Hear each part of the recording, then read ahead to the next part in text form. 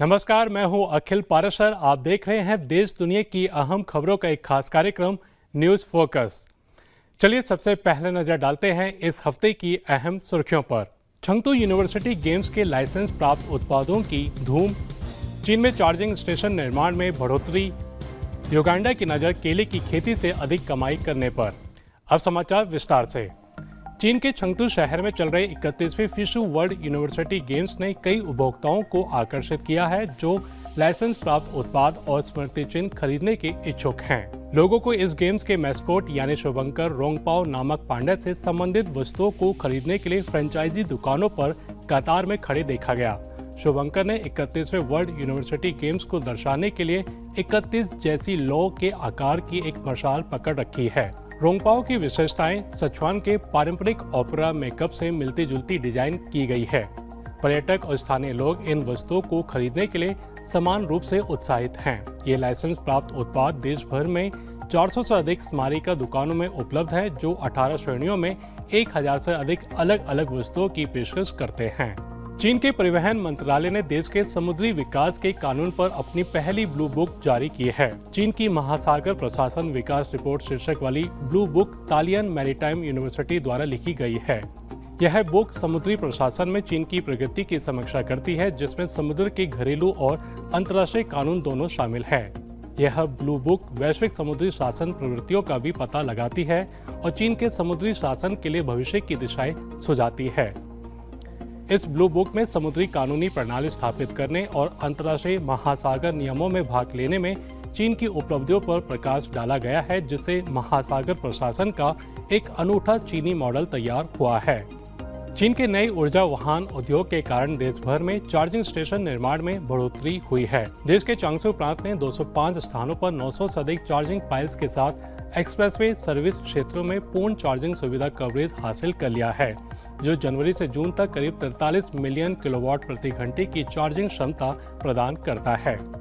स्थानीय अधिकारी शहरी क्षेत्र में चार्जिंग नेटवर्क का भी विस्तार कर रहे हैं। स्टेट ग्रिड त्रिचांग इलेक्ट्रिक पावर कंपनी द्वारा वर्ष की पहली छमाही में 1835 चार्जिंग स्टेशन और 11,700 चार्जिंग पाइल्स को ऑपरेशन में लाने के साथ ग्रामीण क्षेत्र भी पीछे नहीं रहे।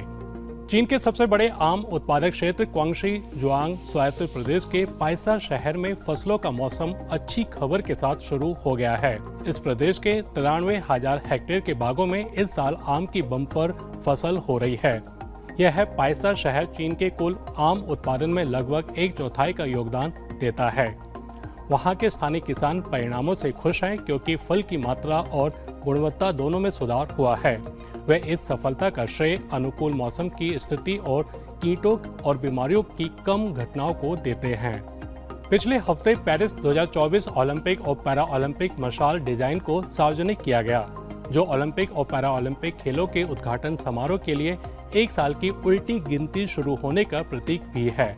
यह मशाल 70 सेंटीमीटर लंबी है, जो हल्के चमकदार स्टील से बनी है और इसका रंग शैंपेन जैसा है। इसके निचले हिस्से में बहती सीन नदी से प्रेरित एक रिलीफ पैटर्न है, जहां उद्घाटन समारोह अनुमानित 5 लाख दर्शकों के साथ होगा। प्राचीन परंपरा का पालन करते हुए 16 अप्रैल 2024 को ग्रीस के ओलंपिया में सूर्य की किरणों से मशाल जलाई जाएगी। इसके बाद ओलंपिक मशाल 8 मई को फ्रांस के मार्सिले शहर पहुंचने से पहले 5 विदेशी क्षेत्रों सहित 64 फ्रांसीसी क्षेत्रों से होकर गुजरेगी। दुनिया की जानी मानी स्विस फूड कंपनी नेस्ले ने दक्षिण अफ्रीका में कॉफी की बढ़ती मांग को पूरा करने के लिए खासकर कोविड-19 महामारी के बाद से देश में अपने नेस्कैफे ब्रांड के लिए एक नया कॉफी प्रोसेसिंग प्लांट खोला है। पूर्वी और दक्षिणी अफ्रीका क्षेत्रों से नेस्ले का लगभग 75% रेवेन्यू अकेले दक्षिण अफ्रीका से आता है। कंपनी का लक्ष्य स्थानीय स्तर पर उत्पादन करके बढ़ती कॉफी खपत का लाभ उठाना है। इस नए प्लांट की क्षमता अधिकतर दक्षिण अफ्रीका को समर्पित होगी। विनिर्माण क्षेत्र में यह निवेश दक्षिण अफ्रीका की अर्थव्यवस्था के लिए महत्वपूर्ण है, जो जीडीपी में 12%, औपचारिक क्षेत्र के रोजगार में 12% और निर्यात में 42% का योगदान देता है। सरकारी अधिकारियों का मानना है कि इस देश की उच्च बेरोजगारी दर को कम करने में मदद मिलेगी। अफ्रीका का सबसे बड़ा केला उत्पादक युगांडा इस साल अपनी केले की फसल का अधिकतम लाभ उठाना चाह रहा है। देश की आधी से अधिक आबादी केले का व्यापक रूप से उपभोग करती है और साथ ही निर्यात भी करती है, जिसमें यूके एक महत्वपूर्ण बाजार है। सालाना 1 करोड़ टन केले का उत्पादन और उपभोग करने के बावजूद अभी भी सरप्लस है, जिसका उपयोग अन्य उद्योगों में किया जा सकता है। एक्सपर्ट्स का सुझाव है कि तने और छिलके सहित केले का उपयोग कपड़ा उद्योग जैसे विभिन्न क्षेत्रों में कच्चे माल के रूप में किया जा सकता है, जहां फाइबर पहले से ही संयुक्त राज्य अमेरिका में निर्यात किया जा रहा है। स्थानीय उद्यमी केले का आटा, डोनट्स, केक और भी बहुत कुछ जैसे उत्पाद बना रहे हैं, जो किसानों की आय बढ़ा सकते हैं और देश के लिए राजस्व बढ़ाने में योगदान कर सकते हैं। तो ये थी इस हफ्ते की अहम खबरें। अब चलते हैं हमारे एक स्पेशल सेगमेंट न्यूज स्टोरी की तरफ।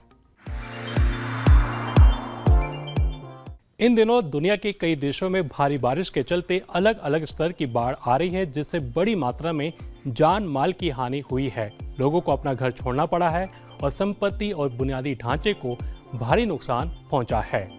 दरअसल वायुमंडलीय वैज्ञानिकों का कहना है कि बाढ़ गर्म होते वातावरण का परिणाम है, जो अधिक एक्सट्रीम मौसम की घटनाओं का कारण बन रहा है। उदाहरण के लिए भारत में मानसून के मौसम में भारी वर्षा हुई है, जिससे कई राज्यों में बाढ़ आ गई है।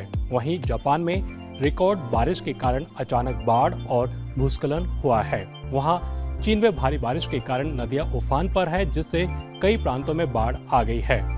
तुर्की में भारी बारिश और खराब बुनियादी ढांचे के कारण अचानक बाढ़ आई है और यूएसए में पूर्वोत्तर क्षेत्र में भारी वर्षा और समुद्र के बढ़ते स्तर के कारण बाढ़ का अनुभव हुआ है। जलवायु परिवर्तन इन प्राकृतिक खतरों के प्रभावों को बढ़ा रहा है, जिससे वे लगातार और गंभीर हो रहे हैं। उधर गर्मी की लहरों ने एशिया और उत्तरी अमेरिका के कई क्षेत्रों को झुलसा दिया है। वाकई हमें अब क्लीन एनर्जी यानी स्वच्छ ऊर्जा की ओर शिफ्ट होने की सख्त जरूरत महसूस होने लगी है।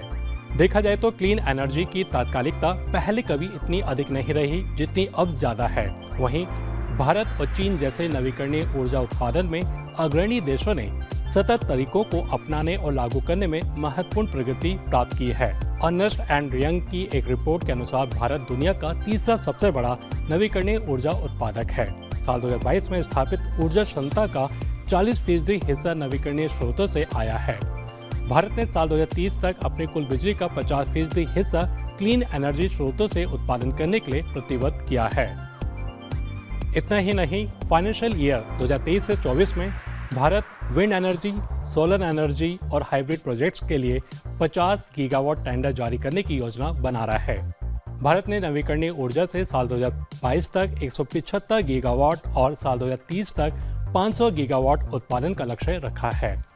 इसी तरह चीन की बढ़ती ऊर्जा जरूरतें नवीकरणीय ऊर्जा, नेचुरल गैस और बिजली से पूरी हो रही हैं।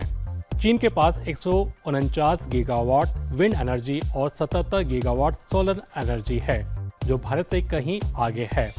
हालांकि स्थापित क्षमता के अनुपात में नवीकरणीय ऊर्जा कम है, क्योंकि इसका ऊर्जा मिश्रण 1646 गीगावाट है, जो भारत की तुलना में 5 गुना अधिक है। देखा जाए तो भारत और चीन दोनों तेजी से नवीकरणीय ऊर्जा बढ़ा रहे हैं और दोनों अपने जलवायु लक्ष्यों को पूरा करने की राह पर हैं।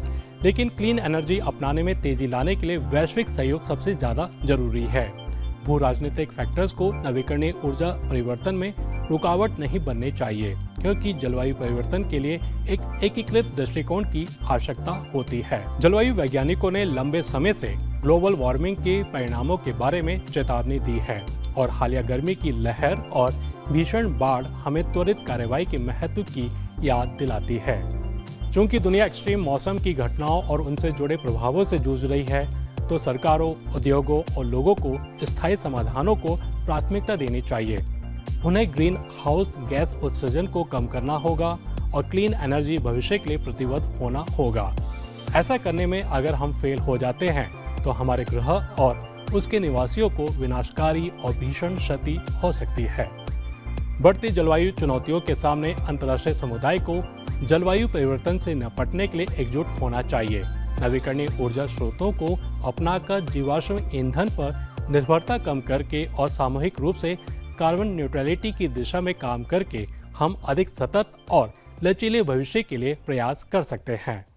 तो ये था आज का खास कार्यक्रम न्यूज़ फोकस। अभी इजाजत दीजिए, अगले हफ्ते फिर मिलेंगे इसी समय। नमस्ते।